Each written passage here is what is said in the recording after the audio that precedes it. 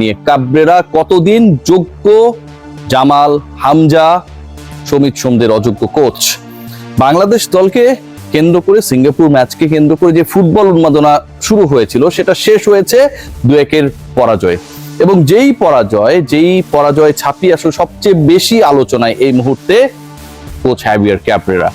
বাংলাদেশ প্রাপ্য পেনাল্টি পায় নাই, ম্যাচে এই ধরনের ঘটনাগুলো ঘটতেই পারে। রাকিব সুযোগ কাজে লাগাতে পারেনি। মিতুল মার্মা তিনি বলগুলো প্রপারলি গ্রিপ করতে পারে নাই, পাঞ্চিং করতে পারে নাই, তার অনেক ভুল রয়েছে। But and of the day কোচের কৌশল কি বাংলাদেশকে ডুবিয়েছে? উত্তর যদি আপনারা আমার কাছ থেকে জানতে চান, আমি বলবো ডেফিনেটলি ইয়েস।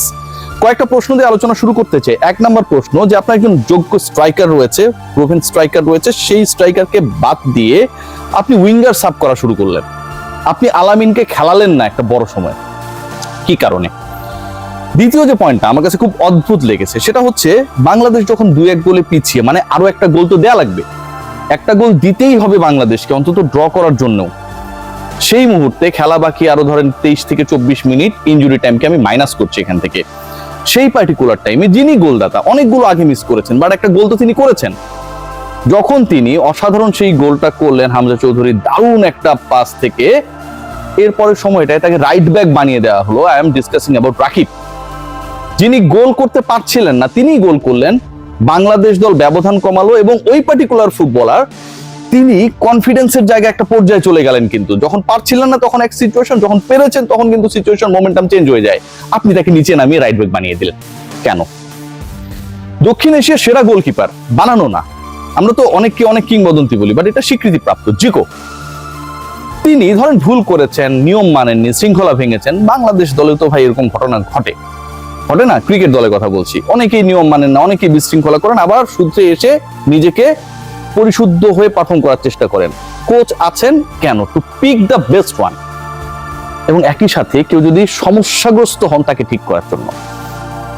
জিকো কোথায় ভাই কেউ বলতে পারেন? কেউ যদি বলতে পারেন যে জিকো এই মুহূর্তে কোথায়, আমি সিরিয়াসলি জানি না, একটু আমার কমেন্ট বক্সে জানাবেন, আমি তার সাথে যোগাযোগ করতে চাই সিরিয়াসলি।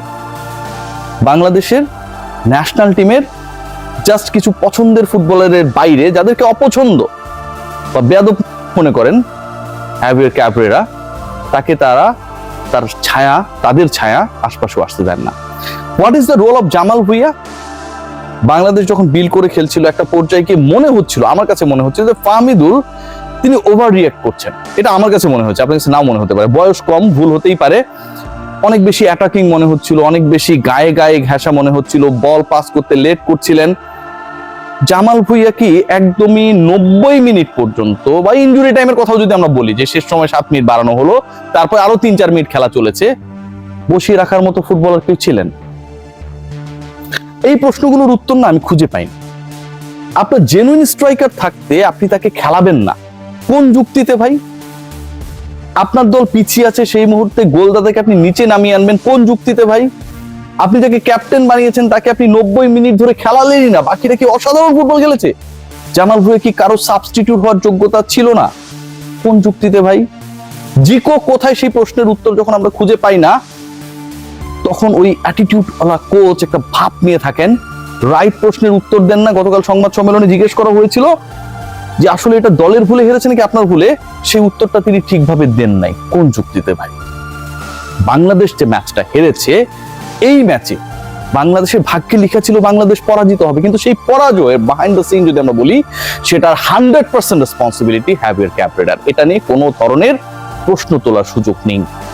যে ব্ল্যান্ডারগুলো তিনি করেছেন, যেভাবে ব্ল্যান্ডারগুলো তিনি করেছেন, একবার খেয়াল করে দেখুন যে আপনার যদি পোস্টের নিচে সেরা কিপার থাকতো, 2 গোল রিসিভ করার জায়গায় বাংলাদেশ হয়তো একটা রিসিভ করতো, নাও হতে পারতো, কোনো গোল হতে পারতো। তো আপনি কি মিতুলের থেকে জিকোর উপর কনফিডেন্স বেশি না কম? আমি ছেড়ে দিলাম যে আমি হচ্ছে জিকোর ফ্যান, আপনারা বলুন তো ভাই। আলামিন যদি খেলতেন, আলামিন যদি দলে থাকতেন, তাহলে রাকিব যে বলগুলো বারবার মিস করছিলেন, সমিত সোম বারবার পাস করছিলেন, চান্সেস ক্রিয়েট হচ্ছিল, সেই জায়গায় রাকিবের তুলনায় আলামিন মোর ইফেক্টিভ হতেন কিনা? আমার কাছে তো মনে হয় হতেন। অফকোর্স হতেন।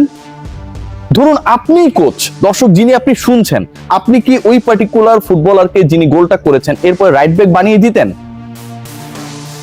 আপনি বানাতেন? আমি না কোনো প্রশ্নের উত্তর খুঁজে পাই নাই। আমি হয়তো ফুটবল অনেক কম বুঝি, আপনারা আমাকে গালিগালাজ করেন, কিন্তু end of the day basic sense যে প্রশ্নগুলো আসে সেই প্রশ্নের উত্তর তো আমরা পাচ্ছি না, সেই প্রশ্নের উত্তরগুলো কারো কাছে কোথাও নেই। বাফু ভাই একটা ফাতরামি করেছে এখানটায়, খেয়াল করে দেখবেন যে টিম ম্যানেজার একটা প্লেয়ার চেঞ্জ করা নিয়ে যে নাটকটা করলেন, মনে হয় তাকে আইএলস করায় আনাটা সবচেয়ে ভালো ছিল। 3 থেকে 4 মিনিট পুরোটা নষ্ট হলো। সময় নষ্ট নিয়ে আমার কোনো ধরনের আক্ষেপ নেই, কিন্তু মোমেন্টাম যে নষ্ট হয়েছে। বাংলাদেশ যখন সেকেন্ড হাফে দুর্দান্ত খেলছিল, বাংলাদেশ যখন একটা গোল শোধ দিয়েছিল, ঠিক সেই সময় এই যে একটা শেক্সপিয়রের নাটক চললো ন্যাশনাল স্টেডিয়ামে, এটার মানেটা কি?